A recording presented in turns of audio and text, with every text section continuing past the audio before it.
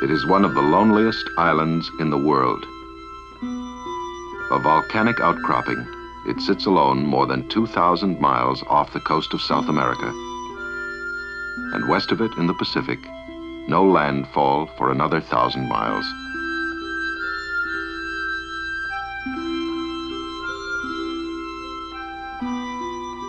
An island that has forgotten its history. There's only speculation to account for the weird images, some weighing 30 tons, some 20 feet tall. No one knows for sure who made them, or how long it is they have been staring seaward to mystify the world.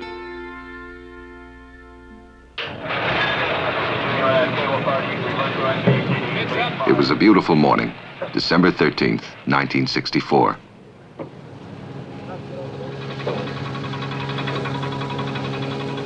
The first white man the natives ever saw was a Dutch sea captain, Roggeveen, on Easter Sunday, 1722.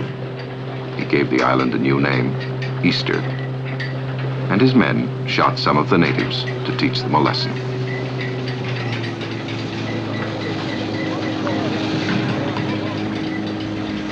What were these invaders up to?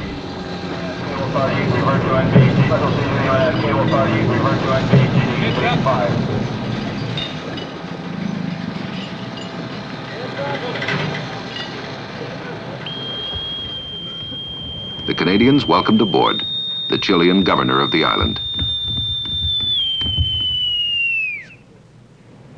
The ship, the Cape Scott of the Royal Canadian Navy.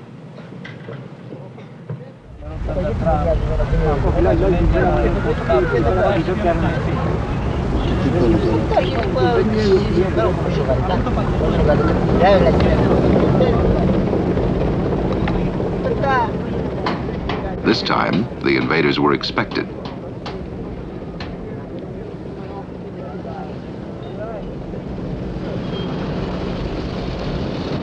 The code name of the operation was M.E.T.E.I, meaning nothing more sinister than the medical expedition to Easter Island.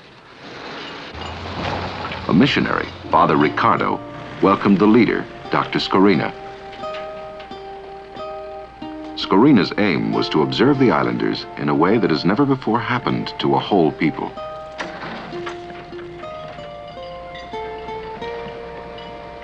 Scorina is a professor at McGill University.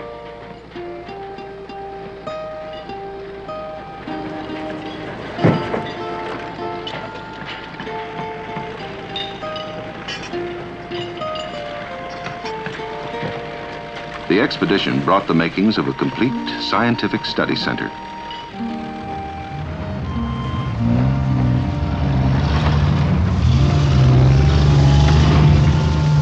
It included 24 collapsible trailer units. These were so ingeniously devised that within days, a whole new village had risen in a field near Hangaroa, the village of the natives.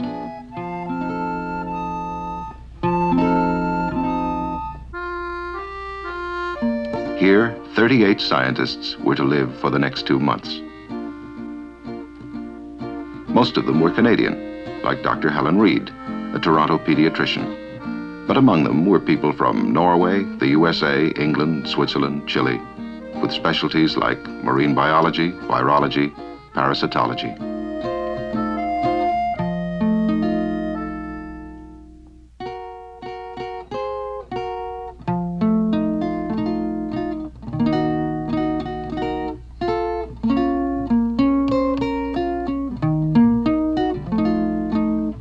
Why did they choose this island to observe?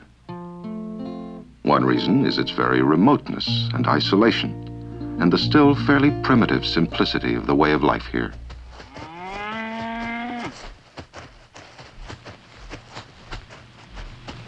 They grow corn as cattle feed. They raise some vegetables, but the soil is generally poor. That's why the big thing is the animal that can thrive on sparse vegetation. There are 40,000 sheep.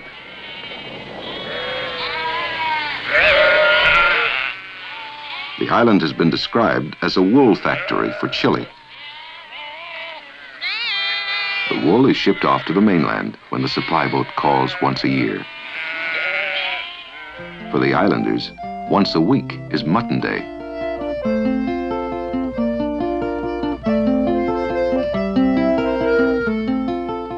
Every Monday, they call in at the station for the carcass to which each family is entitled. The diet is supplemented with bananas, pineapples, taro.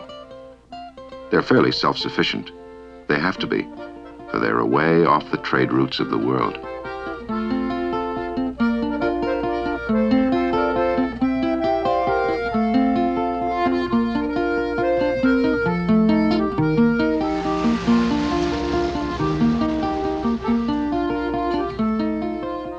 December 17th, a doctor from California put a mark on the wall of Pedro Patano's home. It was the beginning of a census.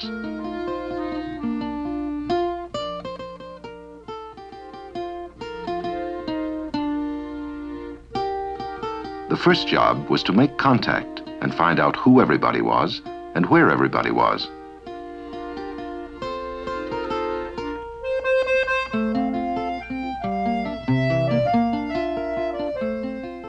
Everybody turned out to be 949 islanders.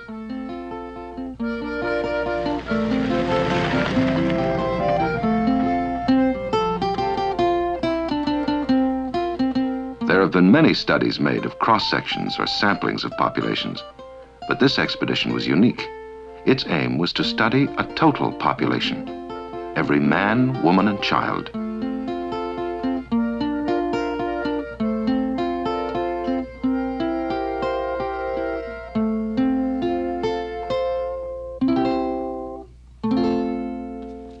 Mrs. Isabel Griffith, the Spanish-speaking secretary, had 949 appointments to make with a whole series of doctors.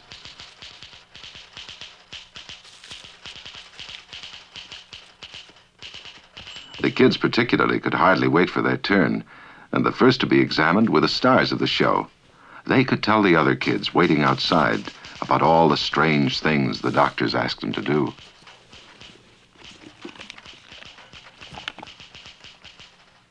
It was just a sweet drink to test how fast the sugar would be absorbed into the bloodstream.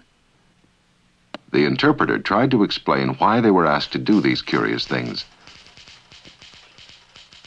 But few of the islanders could understand why these strangers should be so interested in them. Most of them were delighted, of course, but the whole thing did seem to be something of a joke. Dr. Scorina wrote, "I have never met more friendly, honest, or intelligent people." Yet the islanders have had so terrible a history that it is surprising that any are left to study. The first white men found 4,000 islanders, but they brought white men's diseases to people without immunity. The ancestors of this infant were captured by slavers and died in servitude in the mines of Peru. Tribal wars broke out. By 1870, there were only 111 Easter Islanders left. Like the Indians of Newfoundland, the last of whom was shot down for sport, as a people, the Easter Islanders should have vanished from the face of the earth. Yet there was enough strength in them to make a miraculous comeback.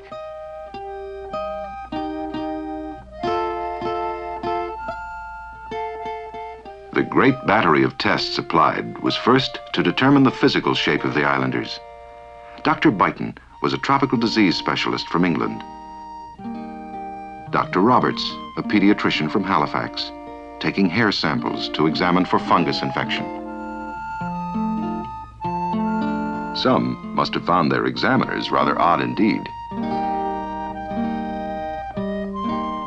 What were they really trying to find out about them?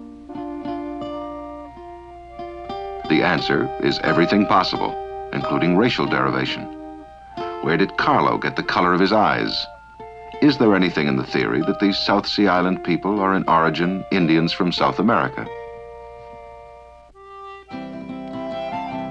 Not long ago, another expedition on the famous raft Kon-Tiki proved that it is possible to float across the Pacific on ocean currents from South America. Did these people themselves originally come from the East? But when the hematologists went after blood, it wasn't primarily to solve racial mysteries. The islanders are unaffected by many of our diseases. The germs haven't got there yet. Isolation has been their protection.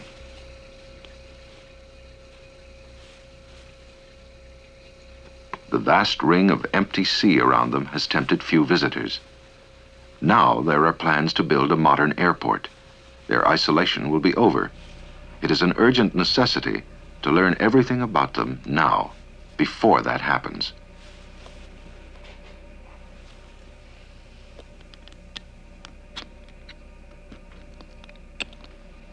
On a sweltering afternoon, Fred Joyce, lab technician from Halifax, prepares blood samples. A hematologist from Switzerland, Dr. Montandon, preserves them in the lyophilizer at 10 below 0 centigrade. A Norwegian, Dr. Mira, will send his samples to specialized laboratories in Panama, Oslo, Montreal, Washington, and somebody will analyze a dusty powder which a few months earlier flowed in the veins of Francisco Muque.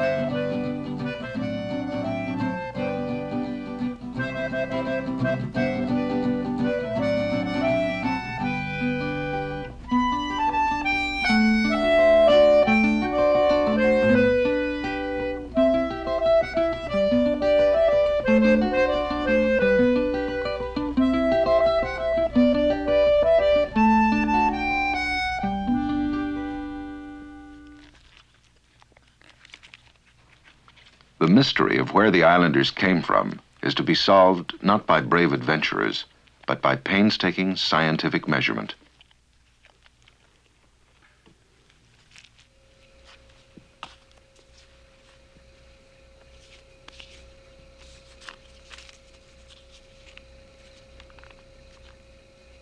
Evidence is piling up that the islanders came originally from the West, that they are basically Polynesian. They are true South Sea Islanders, not only by geography, but by race.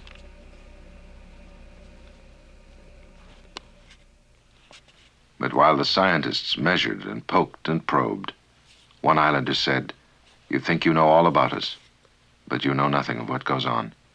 You go around all day with your eyes closed." Events were brewing that could mean failure of the mission.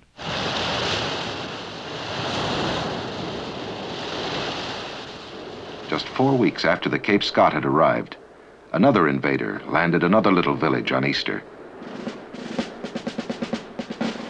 40 Marines from Chile to maintain order in a crisis. The islanders were seething with discontent.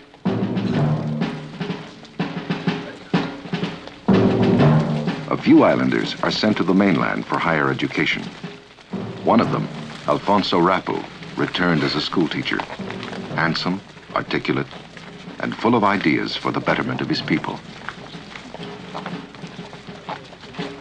Commander Rojas and staff were sent by Chile to investigate an explosive situation. Dr. Scorina had plenty to worry about. They had made all their arrangements, of course, through the Chilean governor who administered the island. What if Rapu turns the islanders against us, innocent bystanders though we are? There were rumors that Rapu's assistant had been shot, that Rapu himself was now in hiding. And for the moment, Commander Rojas seemed in no mood to come to terms with those who questioned the right of the Chilean Navy to administer the island, however benevolently. The islanders had grievances. They tell us we are part of Chile, but we have no voice in the government. And then, when things had reached fever pitch, Rojas decreed that a free election was to take place. Rapu and his candidates were overwhelmingly and legally swept into office.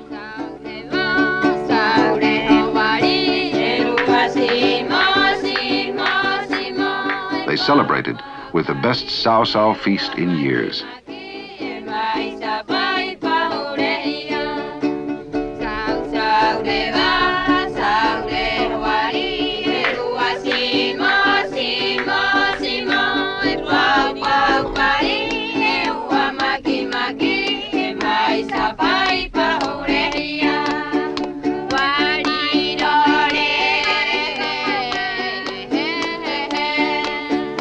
The islanders have a special reason for not welcoming ships from the mainland.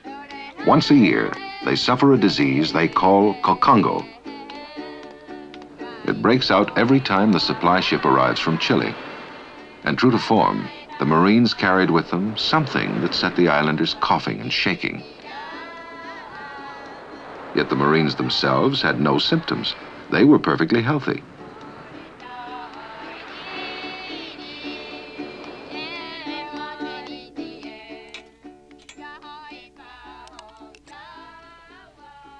Dr. Armand Boudreau of the Microbiological Institute of Montreal worked far into the nights on the riddle of Cocongo.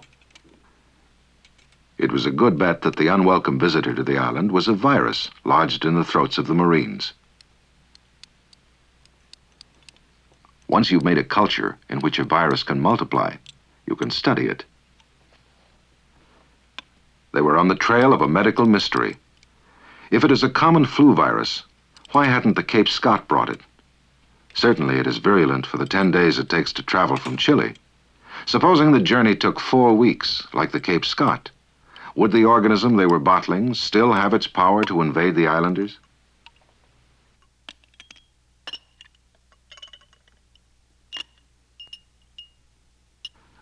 Once they found out precisely what it was, would they be able to develop a vaccine that would make it harmless?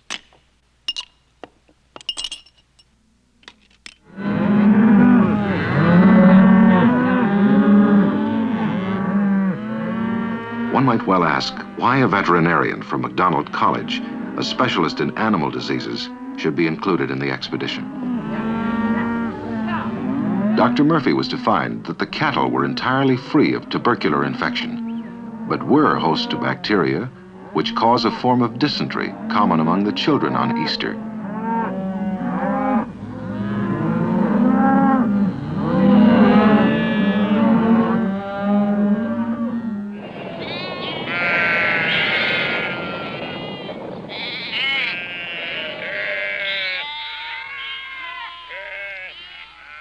Zoonosis is a medical specialty which studies transmission of disease from animal to man.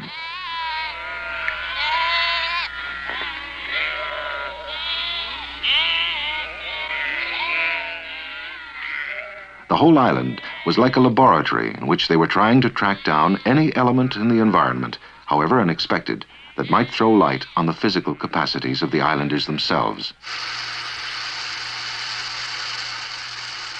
The one test the men found most absurd was the bicycle that didn't go anywhere, in charge of Dr. Ekblom, a Swedish physiologist. It measures the capacity for physical exertion.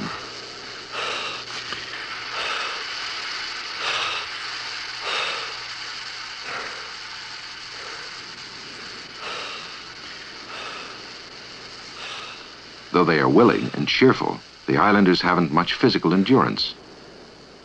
Is it constitutional, a hereditary weakness? Or is it related somehow to the environment? Has it some connection, perhaps, with diet? One of Scorina's reasons for choosing Rapa Nui, as the natives call their island, was that it is small enough to get to know the total environment thoroughly. The island was mapped into small squares and a soil sample taken from each so as to get the total picture.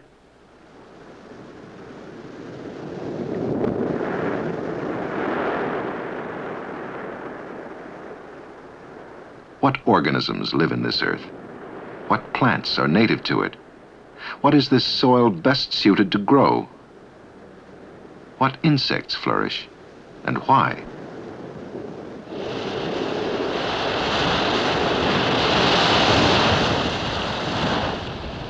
Even the sea must be known, for an island's total environment includes the waters around it.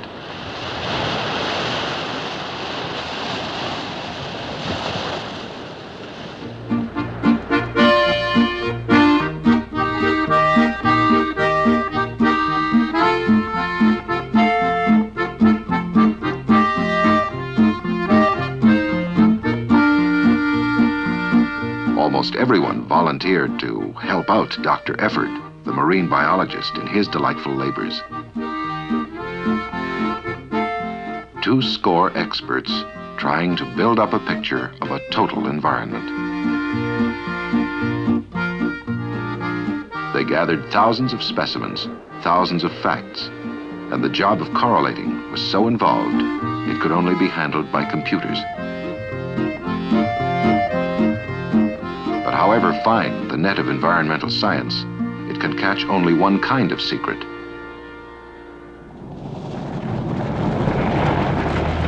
In the people themselves lay another kind of secret. What was in their minds and hearts? The interpreters were busy providing a bridge between islanders and sociologists. Why did many of them say they wanted to leave the island and go to Chile or Tahiti? After a while, the investigators were astonished to find many claiming they would like to move to Canada, though they had never heard of it before the expedition came.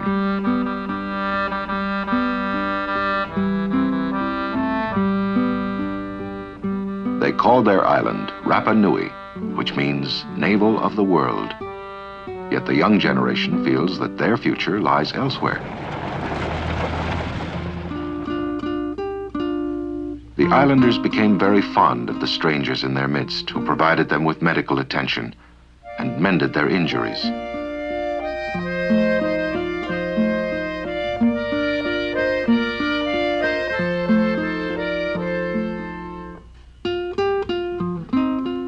During the expedition's stay, the population of Easter increased by 3.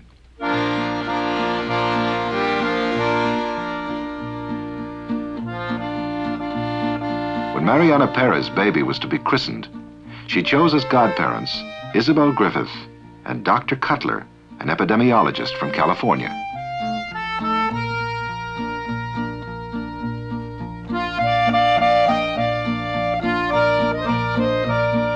The following Sunday, they gave Dr. Scorina a feather headdress, for he had been chosen as godfather for the second new arrival, christened Elena.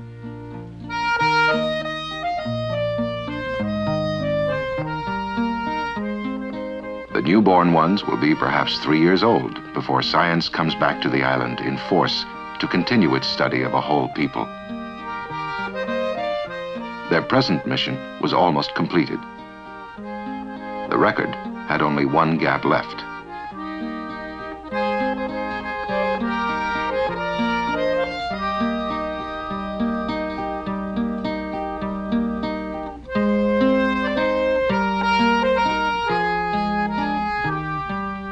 A few, like Antonio Muque, had been reluctant to be examined, but the day came when he was congratulated as the last one.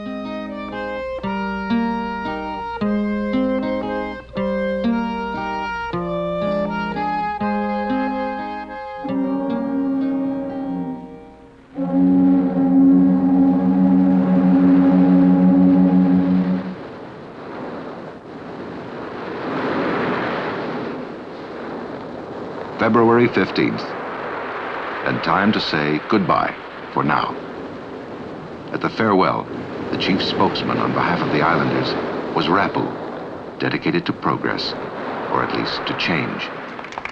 The day is coming when the lonely island will be overrun by tourists. A modern airport is due. The islanders will no longer be isolated. And as their environment changes, it will be possible to measure scientifically how it affects the life of the people.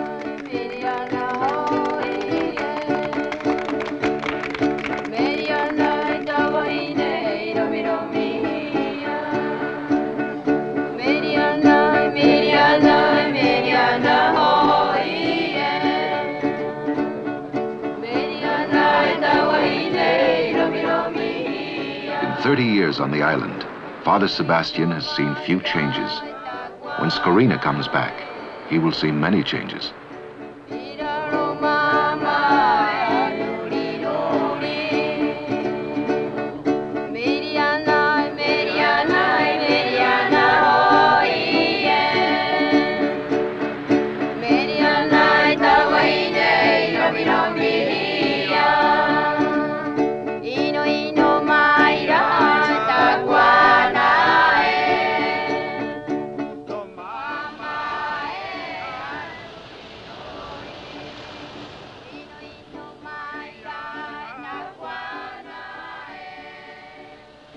There once circulated wild and strange stories in connection with the images.